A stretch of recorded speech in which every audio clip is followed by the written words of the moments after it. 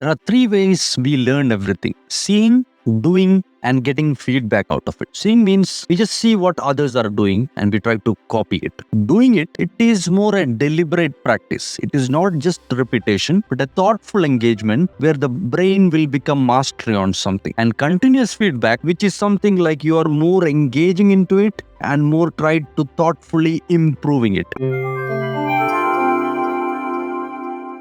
Welcome to Ramesh Book Library. Myself Ramesh. Our today's book is Get Better at Anything by Scott H. Young and 12 Maxims for Mastery. So learning, it is there everywhere. From the very moment you are born to the cradle, there is learning happening there. Learning is not something happening only when you open the book. No, it is happening every single moment of your life. First maxim, problem solving is a search. Problem is something which you cannot solve. So trying to ride a bicycle, solving a Rubik's Cube, or just going through a maze, anything can be a problem. To solve a problem, there is a search happening, and that search is in different levels based on the problem you have. So first one is recognizing it, there is a problem, then analyzing it, and synthesizing it. So in that three buckets, if you try to improve the way you are looking at the problem, that search, you can improve your learning and mastery. Our brain is expert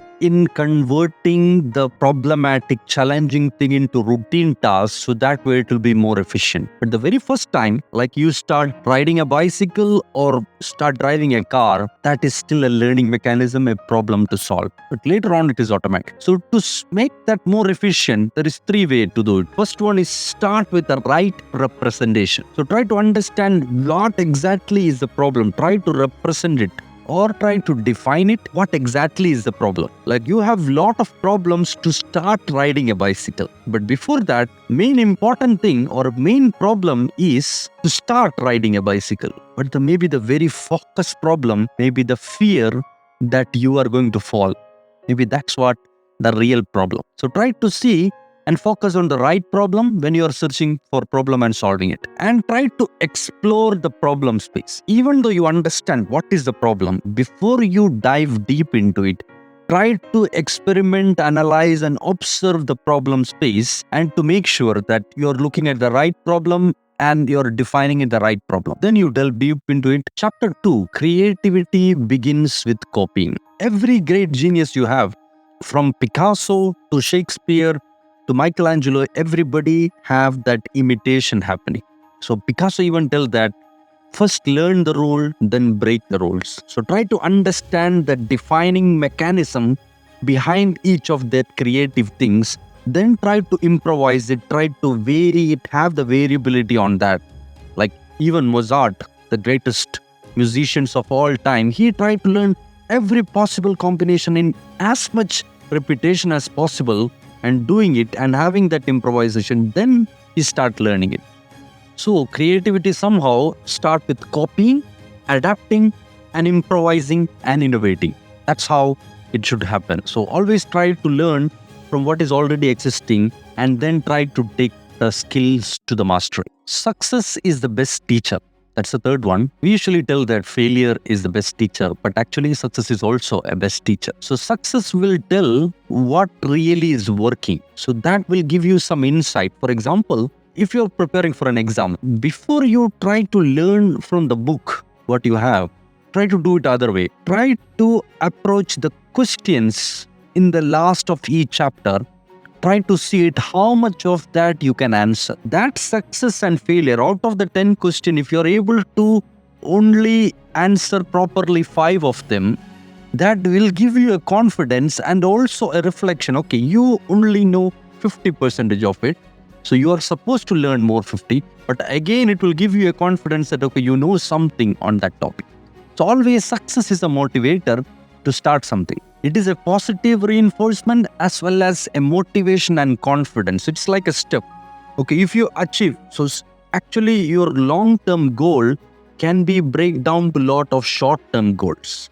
So each of that success is something like a ladder you can step on. So each one will give you confidence to do something harder than which was been before. When you're trying to do something, the success will tell you like what really going to work.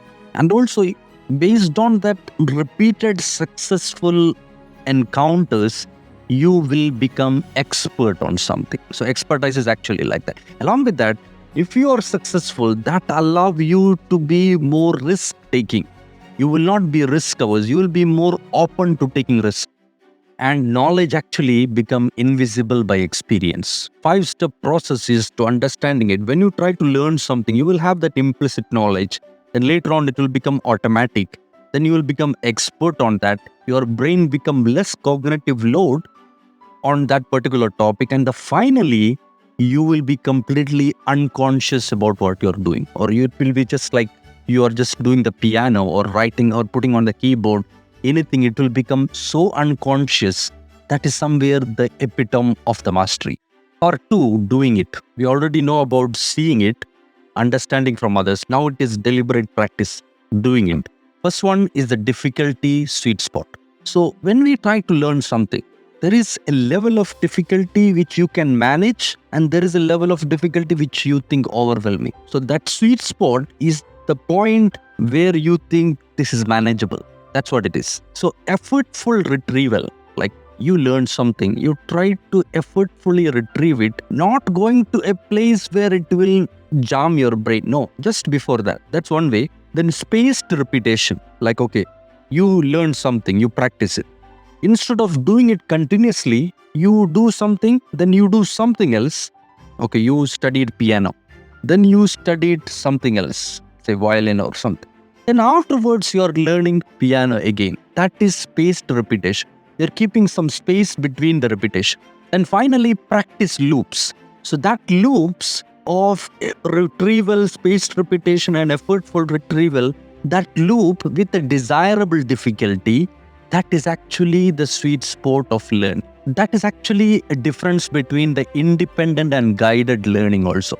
Guided learning is not always like you have a coach or a teacher. You yourself, if you are alone itself, you can do a guided training if you try to implement such difficulty sweet spot. If you try to have effortful retrieval using some tests, and then you try to repeat your topics even after you go through this many chapters, the middle of the book, you try to just do repetition of the first chapter again, space repetition, and try to do practice looping. Anything. It can be not even on the book, but even you try to learn a martial arts, I'm just telling, that space repetition, that effortful retrieval of some techniques will be actually make you mastery. So that difficulty sweet spot will make you also put it into some level of flow state. 6th one, mind is not a muscle. We used to always confuse that brain or muscle is same as our mind or a brain, which is not. A muscle, when you are doing it, will improve by repetition. But a brain or that mind learning mechanism, it's not like that. It will be having a different way of improvement, like critical learning from other experience. Just learning something cannot be actually used in another place. Suppose you are very expert in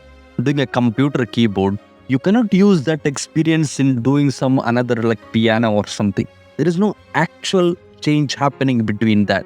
Instead, it is more like a neuroplasticity where a neuron firing and wiring, such things that neuroplasticity is improving. So that metaphor, thinking that mind is a muscle, is not always a thing. Instead, okay, if you can use metaphorical way, one way is to have, if you have a muscle, you have some relaxation period, recovery period. Same way, somehow you can apply that metaphor in doing that, having more rest, relaxation, meditation, some improvement, like say one day break for you. Such things will help you in learning. Like, so for example, you have 8 hours to learn.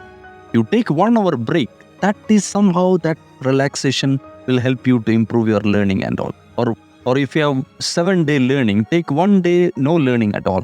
That will help. So variability over repetition. Repetition, as we mentioned, doing, that was the requirement for mastery, but variability, not doing the same thing. Like say you are practicing karate skill. You do the same thing again and again, it is not mastery. Instead, if you vary the way you punch and the way you approach that variability, and also punching it to a punch bag, punching it with your colleague, that variability will enhance your learning in different occasions. Suppose you go to a championship, a stranger, or you're fighting with a stranger. Such variability of practice and applying that skill, that will improve your learning instead of just doing, okay, punch, not like that.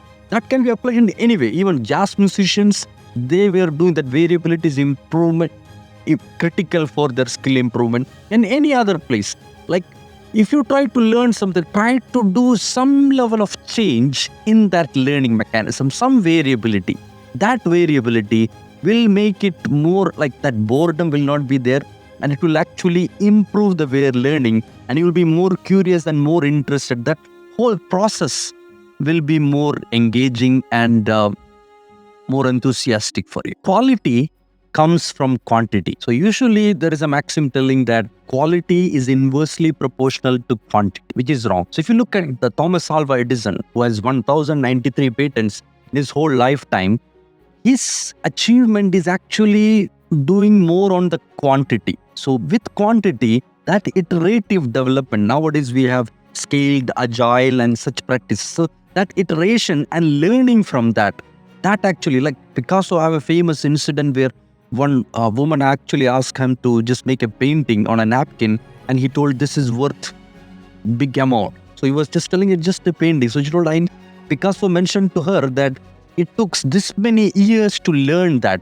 So that much level of quantitative efforts is required to improve the quality. So quality, next time when you think about it, it is not inversely proportional to quantity.